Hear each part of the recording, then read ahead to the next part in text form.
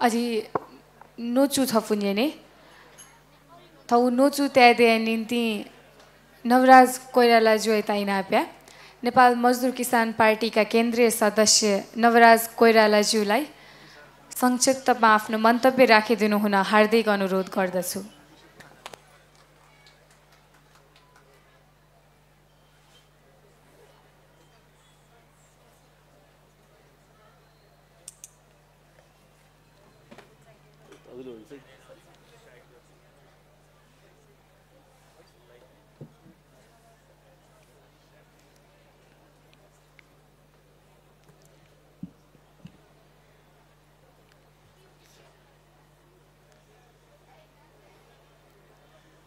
आजको यस जनता मासा भाषामयी कार्यक्रमका सभाध्यक्ष बहिनी, यस कार्यक्रमका प्रमुख अतिथि श्रद्धेय नेपाल मजदुर किसान पार्टीका अध्यक्ष कमरेड रोहित, मञ्चमा आसीन विशिष्ट व्यक्तित्वहरू र उपस्थित दाजुभाइ तथा दिदीबहिनीहरू सबैमा म नेपाल मजदुर किसान पार्टी केन्द्रीय समितिका सदस्यका हैसियतले हार्दिक अभिवादन व्यक्त गर्न चाहन्छु। वास्तवमा यस कार्यक्रमबाट जनताले देशको लागि र देशले जनताप्रतिको कर्तव्य अनुभूत गराउने एउटा अवसरका रूपमा यसलाई लिनुपर्दछ। हरेक परिवर्तन र राजनीतिका मुख्य केन्द्र जनता नै हुनुपर्छ। जनता नरहेमा न देश रहन्छ न भाषा रहन्छ।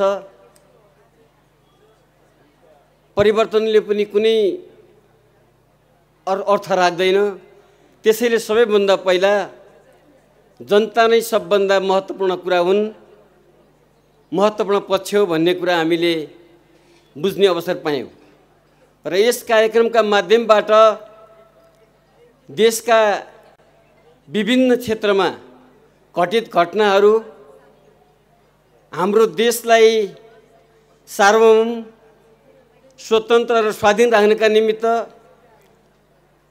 जनताको दायित्व र सरकारले जनताप्रति निर्वाह गर्नुपर्ने जिम्मेवारीहरू के हुन सक्दछन्, हामीले के हासिल गर्न पाइरहेका छौँ, के हुनु पर्थ्यो, के हुन सकिरहेको छैन, यी सबै कुराको राम्रो विवेचना पनि हाम्रो यस कार्यक्रमका माध्यमबाट जनताका बीचमा व्यापक रूपले छलफल, चर्चा र परिचर्चा हुने एउटा अवसरका रूपमा पनि यसलाई लिनुपर्दछ। जहाँसम्म मलाई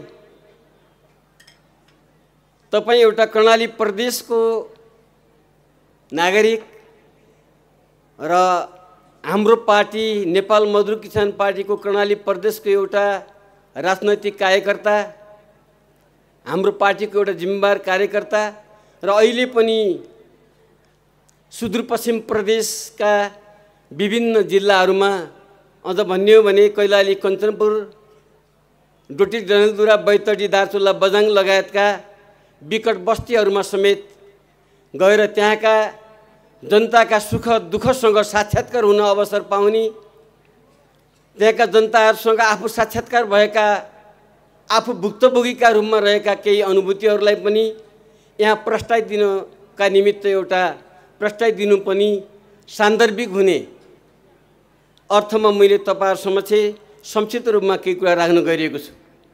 खास गरेर कर्णाली प्रदेश र सुदूरपश्चिम प्रदेश अहिले पनि राष्ट्रिय विकासको मूलधारमा समाहित हुन सकेको अवस्था छैन। त्यहाँको स्वास्थ्यको अवस्था अत्यन्तै दयनीय छ। हामीले भन्दाखेरि मुलुकमा 3 तहको सरकार छ, संघीय सरकार, प्रदेश सरकार, स्थानीय तहका सरकारहरू हामी भन्ने गर्छौं। तर दुर्भाग्यवश ती सरकारहरूबाट गरिने गतिविधिहरू सबै ती सुदूरपश्चिमका जनताको जीवनमा परिवर्तनको अनुभूति हुने कुनै पनि काम गरेको पाइँदैन। स्वास्थ्यको क्षेत्रमा भन्ने हो भने के प्रदेशका सदरमुकामका कुरा गरौँ, के स्थानीय तहको सरकार र नगर अस्पतालका कुरा गरौँ, त्यसमा प्रदेश अस्पतालको अवस्था पनि अत्यन्त गए गुज्रेको र जनतालाई अहिलेको समयमा गर्नुपर्ने उपयुक्त उपचारका निमित्त कुनै किसिमको बन्दोबस्त पाइँदैन। त्यहाँ सिटी स्क्यानको अवस्था हेऱ्यो, सिटी स्क्यान राम्रो छैन। त्यो कर्णाली प्रदेशका अस्पतालहरूबाट सिधै नेपालगञ्ज अस्पतालमा रिफर गरिन्छ, त्यहाँ पनि त्यति राम्रो छैन भन्दै भन्दै लखनऊतर्फ भारततर्फ जाने चाहिँ वातावरण निर्माण गरिन्छ। एमआरआई हुन्छ कि हुँदैन भन्यो, अलि अस्तिसम्म थियो, अहिले छैन भन्दै फेरि नेपालगञ्जतिर या काठमाडौँतिर चाहिँ पठाइन्छ। एउटा प्रादेशिक अस्पतालको अवस्था पनि अत्यन्त दयनीय छ। राम्रो डाक्टरहरू त्यहाँ बस्ने वातावरण छैन। यसका निमित्त हरेक सरकारी पार्टी र विद्यमान सरकार नै मूल रूपमा जिम्मेवार छन्। स्थानीय तहका प्रतिनिधिहरू आफ्नो जिम्मेवारी के हो त्यो जिम्मेवारी बोध भइरहेको पाइँदैन।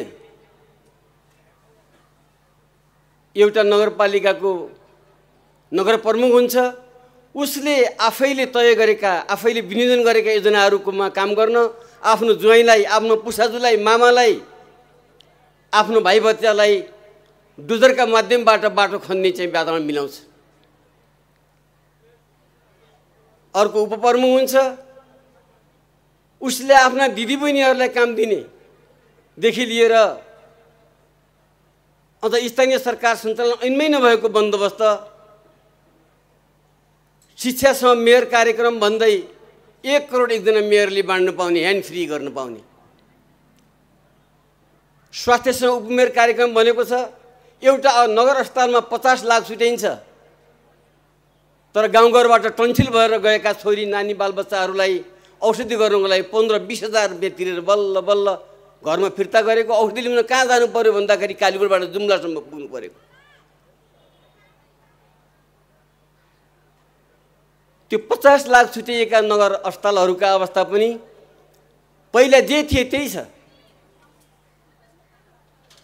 त्यसैले ती कर्णाली प्रदेश र सुदूरपश्चिम प्रदेशका अस्पतालहरूको अवस्था के छ भने खाली यहाँ नाम मात्रका अस्पतालहरू, बरु कहिले काम लाग्दछन् धामी जाङ्ग्रीहरू। फेरि समाज उल्टै धामी जाङ्ग्री झारफुकतिर जादु तन्त्र मन्त्र गरेर सन्चो हुनेतर्फ, मानसिक रूपले कोही मान्छेलाई सान्त्वना दिनेतर्फ गुज्रिरहेको छ। त्यसैले अहिले पनि पश्चिमका जनताको जीवनमा कुनै किसिमको परिवर्तनको अनुभूति गर्ने ठाउँ छैन।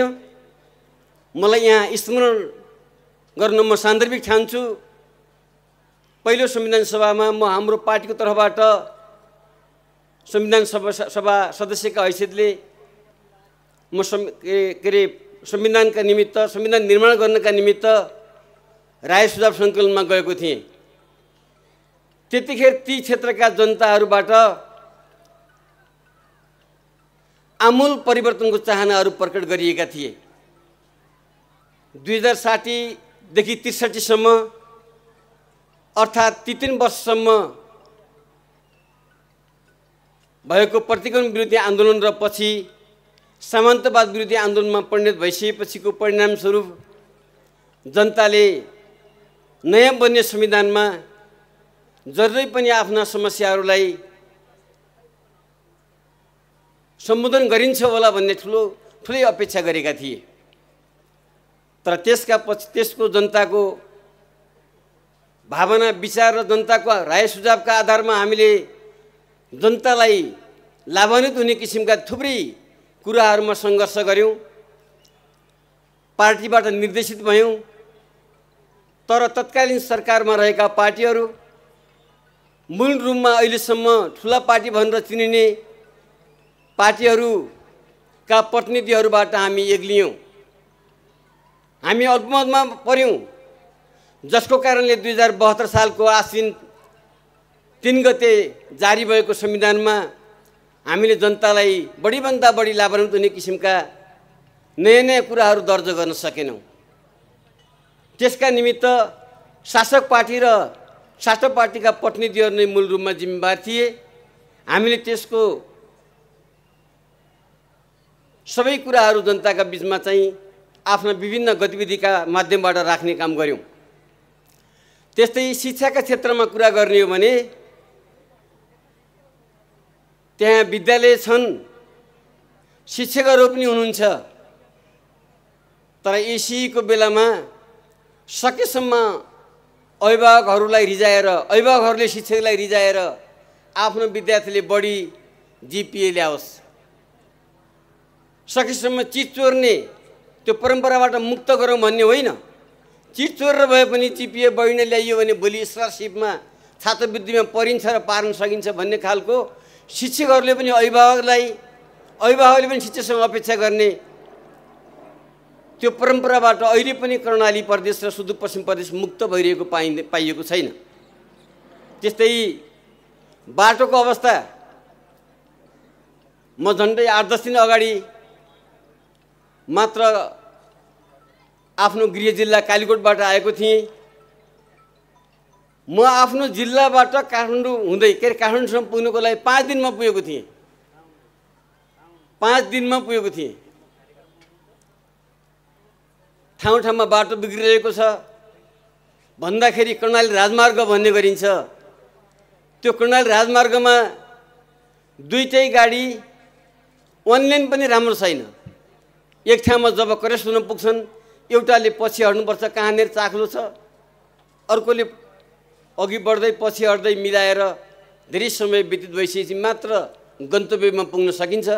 मैले तपाईँसँग भने अघि पछि 3 दिनमा पुग्ने बाटो यतिखेर म 5 दिनमा पुगेको थिएँ। बाटोको अवस्था पनि त्यस्तै दर्दनाकपूर्ण छ। त्यसका निमित्त हरेक सरकारी पार्टी, यिनका मन्त्रीहरू, प्रदेश सरकार, मुख्यमन्त्रीहरू कोही पनि जिम्मेवार छैनन्।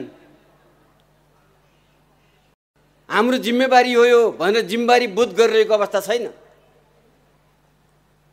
त्यसैले जनता विगतमा जस्तो सबै कुरा सहन गरेर बस्न सक्ने अवस्थामा छैनन्। जनता अहिले पनि यस्तो किसिमको अव्यवस्था किन भयो, यसका निमित्त को जिम्मेवार छ भनेर जनताले बुझिरहेको अवस्था छ। अहिले केही जिम्मेवार पार्टीहरूले बुझाइरहेको अवस्था। राजनीतिक कार्यकर्ताहरू विगतको जस्तो चुप लागेर बस्ने खालका छैनन्। सबै उत्तिकै अवसरवादी, स्वार्थी छैनन्। केही समाज परिवर्तनको पक्षमा पनि छन्। त्यसैले अहिले हामीले त्यो कुरालाई जोड दिइरहेका छौँ। त्यहाँको जनताको चाहनालाई, त्यहाँका जनताको भावनालाई, त्यहाँका जनताले विगतमा दिएका सुझाव र गरेका अपेक्षाहरूलाई सम्बोधन गर्नका निमित्त हामी आफ्नो ठाउँबाट लाग्नुपर्छ भन्ने पक्षमा हामी उभिएका छौँ। हामी भलै अल्पमतमा छौँ, हामी एक्लिएका छौँ होला, तैपनि जनमत हाम्रो पक्षमा अहिले पनि वृद्धि हुँदैछ। किनभने हामीले सबभन्दा राम्रो कुरा उठाएका छौँ। हामी भन्छौँ अहिले पनि स्वच्छता आन्दोलनहरू चलाउनुपर्छ। प्लास्टिक जसरी विगतमा दिशामुक्त क्षेत्र भनेर घोषणा गरिन्थ्यो, शौचालयको अवस्था थिएन, शौचालयलाई व्यवस्थापन गर्न लगाइयो।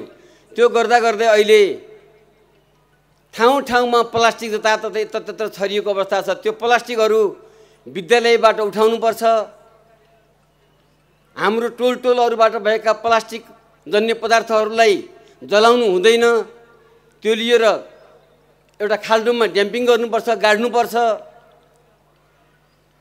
अनि सकेसम्म हामीले चाहिँ जाँड रक्सीलाई निषेध गर्नुपर्छ, सूचीजन्य पदार्थहरूलाई निषेध गर्नुपर्छ भनेर हामीले युवाहरू मार्फत हाम्रा सांगठनिक क्षेत्रहरूमा हामीले आफ्ना कुरा र प्रचार प्रसार गर्दै आएका छौँ।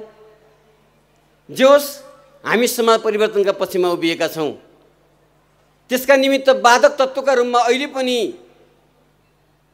हरेक सरकारी पार्टी र हरेक सरकारी पार्टीका कार्यकर्ताहरू नै रहेका छन्। उनीहरू यसरी जनताका बीचमा जाने पक्षमा छैनन्।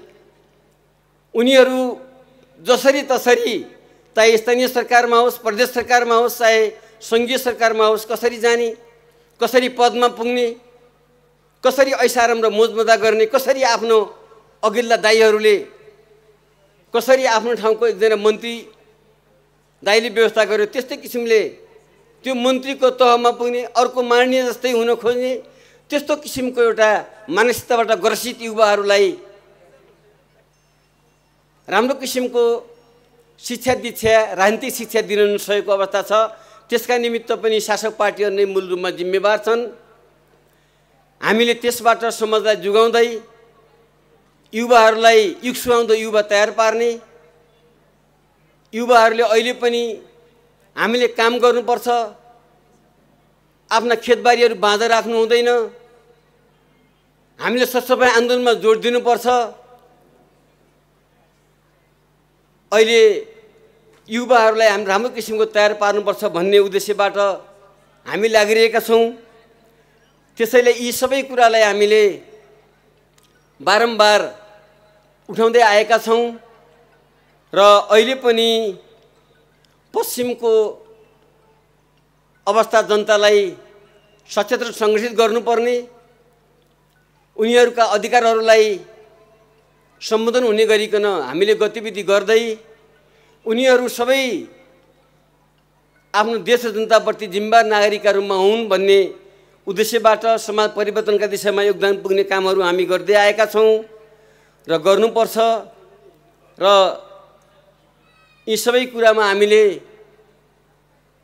राज्यको ध्यान आकृष्ट गर्नका निमित्त हाम्रा महत्त्वपूर्ण राजनीतिक घटनाहरूमा, परिघटनाहरूमा राष्ट्रिय र अन्तर्राष्ट्रिय प्रस्तावहरू पास गरेर विभिन्न माध्यमबाट जनताका समस्यामा लिने, जनतालाई पनि सचेत र सङ्गठित गरेर जनताले आफै अब सरकारहरूलाई खबरदारी गर्ने,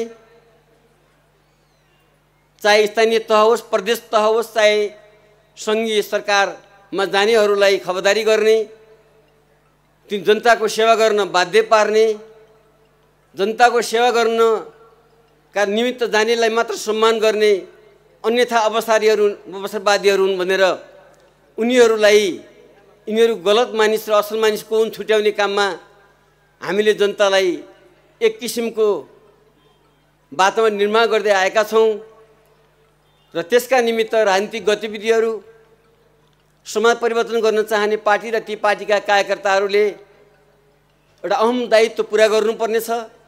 हामी त्यस दिशातर्फ मुखरित भइरहेका छौँ। त्यसैले यस्ता कार्यक्रमबाट हाम्रा पश्चिमका साथीहरू पनि देखिरहेको छु मैले, यहाँ हुनुहुन्छ, हामीले यसबाट धेरै शिक्षा लिन्छौँ। हामीले आफू भुक्तभोगी भएका स्थानीय तहहरू र हाम्रो सामिप्यमा रहेका, हामीले अनुभव गरिरहेका स्थानीय तहका बिचमा के फरक छ, ती ठाउँहरूमा हामीले के कुराहरू अनुसरण गर्न सक्नुपर्छ, यो विषयमा पनि हामीले यसबाट हामीले ज्ञान लिनुपर्छ र त्यो शिक्षाका माध्यमबाट हामीले समाज परिवर्तनको दिशामा योगदान पुग्ने काम गर्नुपर्छ भन्ने उद्देश्यसहित हामी लागिरहेको कुरा यहाँ राख्दै यस कार्यक्रमको भव्य र सभ्य सफलताको शुभकामना दिँदै म भन्दै टुङ्ग्याउँछु। हवस् त, नमस्कार। धेरै धेरै धन्यवाद नवराज कोइरालाज्यूलाई। यो